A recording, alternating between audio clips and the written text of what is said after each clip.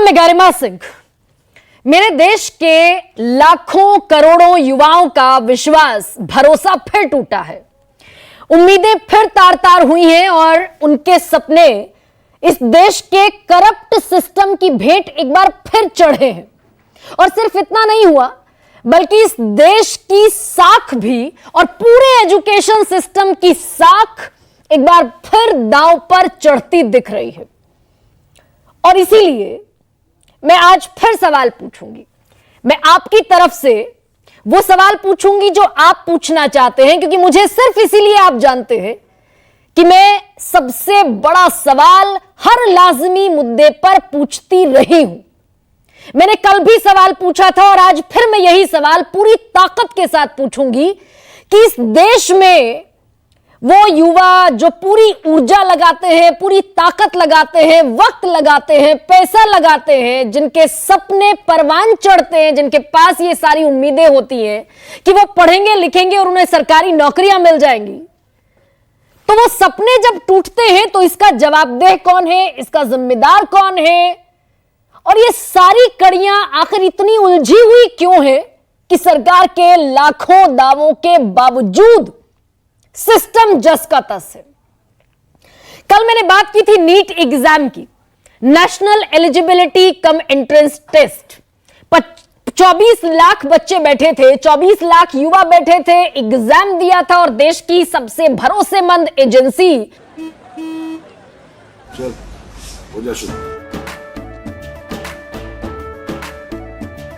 केसरिया से मन जोगी हुआ रे, दिल झूमे देखो पतवारा हुआ रे, दिल झूमे देखो पतवारा हुआ रे।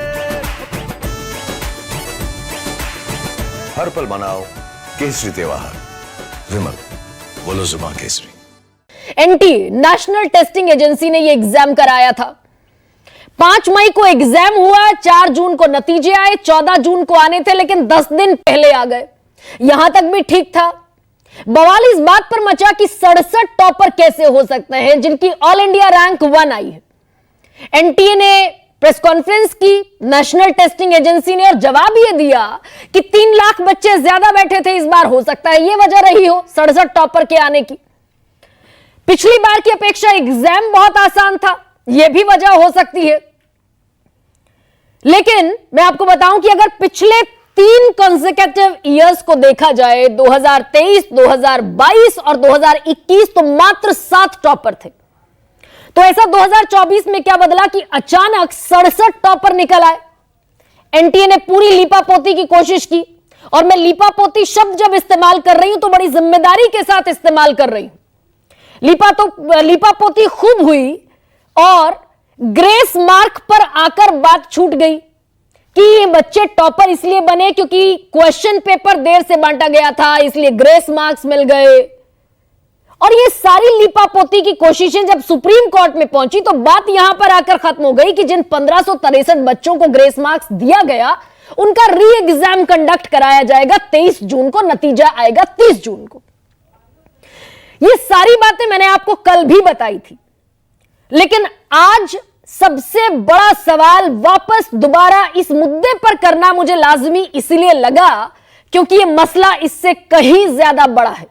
सवाल यह उठे कि पेपर लीक हुआ है, जो लगातार हम देख रहे हैं हर राज्य में, कोई राज्य अछूता नहीं, किसी सरकार शासित राज्य को हम इससे परे नहीं रख सकते। राजस्थान हो, गुजरात हो, यूपी हो, मध्य प्रदेश हो, आसाम हो, अरुणाचल हो, देश का कोई हिस्सा नहीं जहां पेपर लीक न होता हो। तो सवाल उठा कि क्या पेपर लीक हुआ है, लेकिन बगैर किसी जांच के और बगैर किसी आधार के इस देश के शिक्षा मंत्री धर्मेंद्र प्रधान ने कह दिया कि कहीं कोई गड़बड़ी नहीं हुई। बड़ा विश्वसनीय निकाय है एनटीए। नीट परीक्षा में किसी प्रकार की धांधली, भ्रष्टाचार, पेपर लीक का कोई पुख्ता सबूत नहीं है, पेपर कहीं लीक नहीं हुआ और एनटीए में भ्रष्टाचार का सवाल ही नहीं उठता। यह बहुत विश्वसनीय निकाय है।